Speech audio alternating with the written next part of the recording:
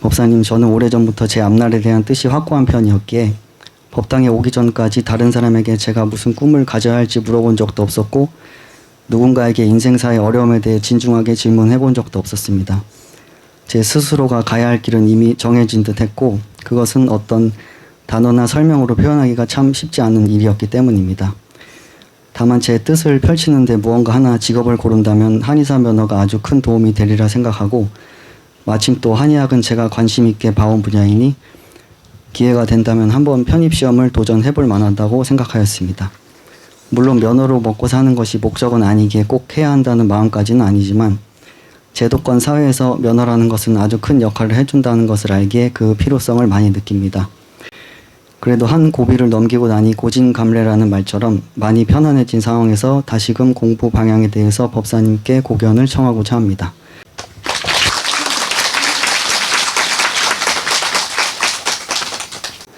네, 요 한번 읽어보겠습니다. 법사님, 저는 오래전부터 제 앞날에 대한 뜻이 확고한 편이었기에 나는 무엇을 해야 된다 이런 뜻이 확고했다는 얘기입니다. 법당에 오기 전까지 다른 사람에게 제가 무슨 꿈을 가져야 할지를 물어본 적이 없었습니다. 나는 내 갈 길은 확실하다. 이렇기 때문에 난 뭘 해야 될지 이런 것을 물어본 적이 없었다 그랬습니다. 근데 그렇게 확실해도 어떻게 살아야 될까요? 어떻게 공부해야 될까요? 이제 선지식을 만났을 때는 반드시 그렇게 물어보는 자세는 필요합니다.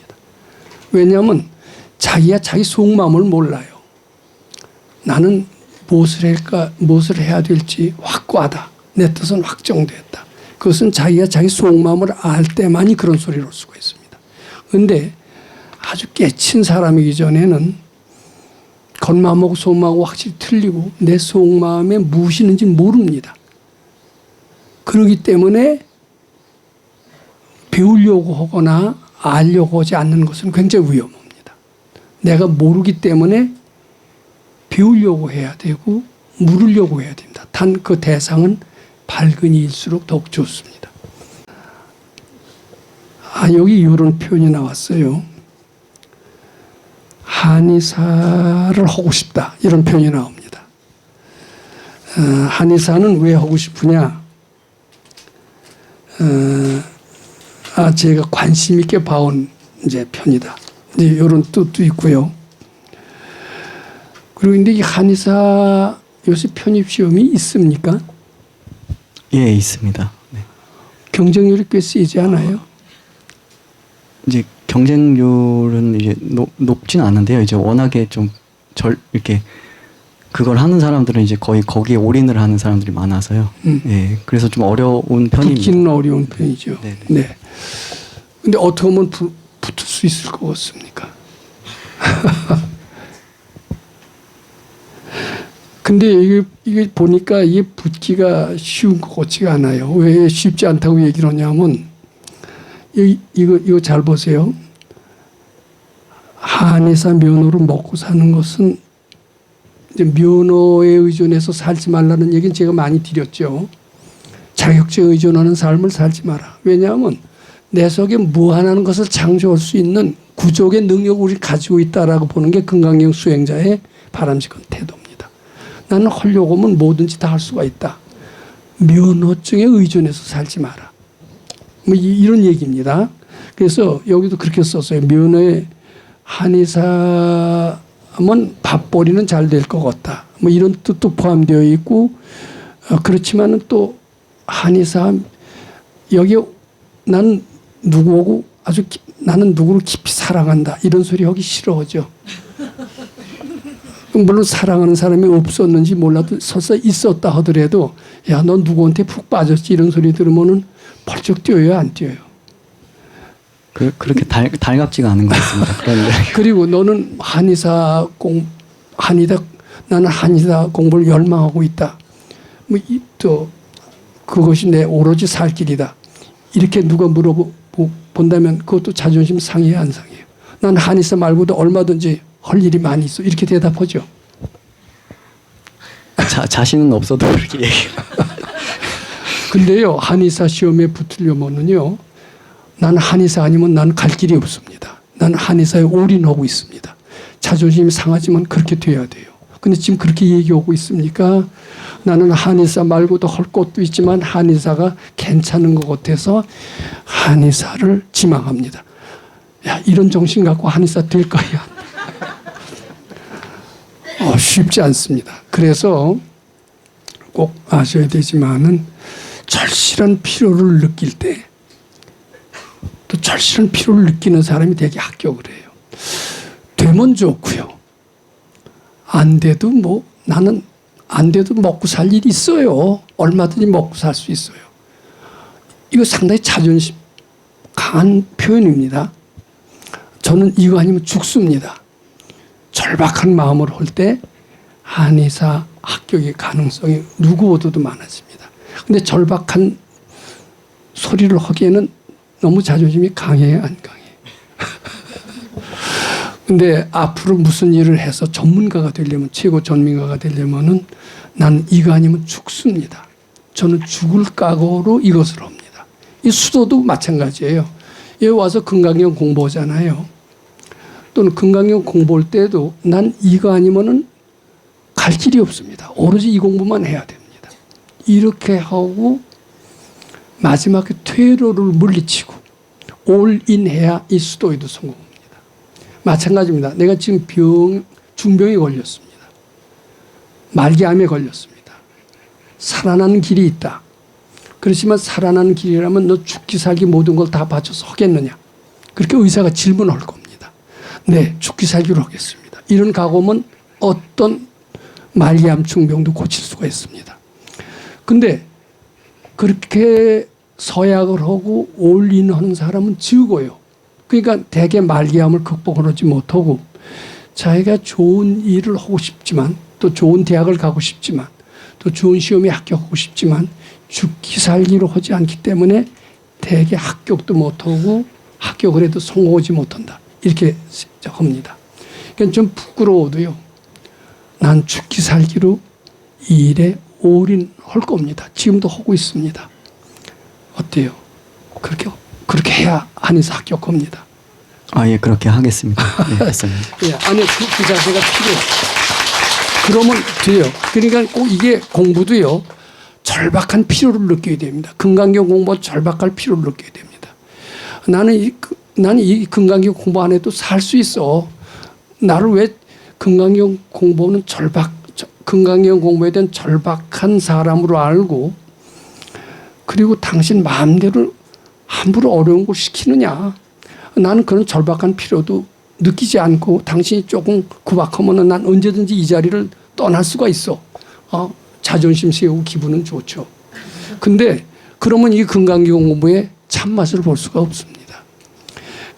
우리 이제 백 선생님이 이제 이승만 박사에 대해서는 여러 가지 얘기를 하셨지만 이제 박정희 대통령 거의 돌아가실 때하고 비슷하게 백 박사님이 열반을 떠났기 때문에 고담 대통령에 대해서는 코멘트한 것이 별로 없습니다. 그런데 박정희 대통령은 이 일을 하면 성공하는 사람이다. 뭐 이런 얘기를 하셨던 적이 있습니다. 근데 어째서 지금도 그래요. 어떤 사람마다 전문가마다 평이 틀리는데 지금 삼성 같은 데는 도시바가 아버지나 마찬가지였습니다. 다 도시바에서 벤치마킹 해갖고서는 삼성이 커졌기 때문에 이병철 씨는 완전히 일본 미니 재패니스라고 그랬었어요.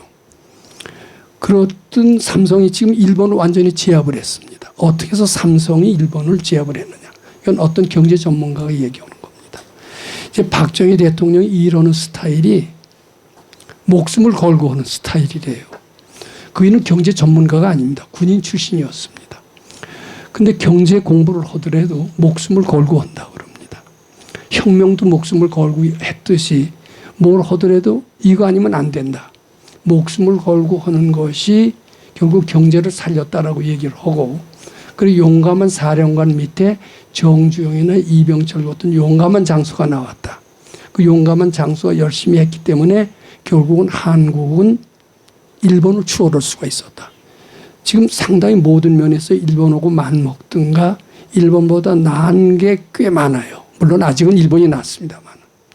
이제 그것은 용감한 장수 밑에 약절이 없다라고 하듯이 무슨 일을 성공할 때 나는 이거 아니라도 살 수 있어. 되게 이게 좀 자존심 사는 것 같잖아요. 난 이거 아니면 죽어. 좀 비굴해 보여요? 안 비굴해 보여요? 비굴해 보이죠? 근데 자존심 없어도 특히 건강경 공부는 나 이거 아니면 죽는다. 이런 기분으로 해야 밝아집니다. 예, 그렇습니까? 알겠습니다. 예. 자존심 같은 거 필요해야 자존심 밥 먹여줍니까? 왜 이렇게 해롭게 짝이 없습니다. 용감하게 굽히세요. 이게 정말 인생 공부입니다. 그 뜻은 믿지 못하면 일생 동안 부평초처럼 살 수밖에 없습니다. 아닙니다. 전문가가 되고 프로가 돼야 되고 이 수도 정신도 프로 정신이다. 저는 이렇게 말씀드립니다. 이 시간이 자꾸 가는 것 같습니다. 조금 좀 빨리 하겠습니다.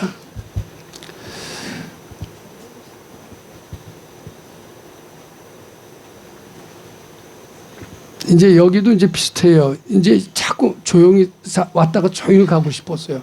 귀찮은 일에 발을 담그고 싶지가 않았어요. 어려운 일에 발 담그는 거 싫어요. 조용히 왔다 조용히 가려고 하는데 자꾸 말려들어요. 말려들다 보니까 도반들이 이런저런 부탁해. 어느 순간부터 법당 일은 제가 감당하기가 싫어졌어요. 그러다 보니까 점점 지친다는 생각이 들었고 이제는 그만둘 때가 됐나 보다 하고 빠져들게 되었던 것 같습니다. 결론이 어떻게 될까? 이렇게 하면 보따리 쌀까요? 안 쌀까요?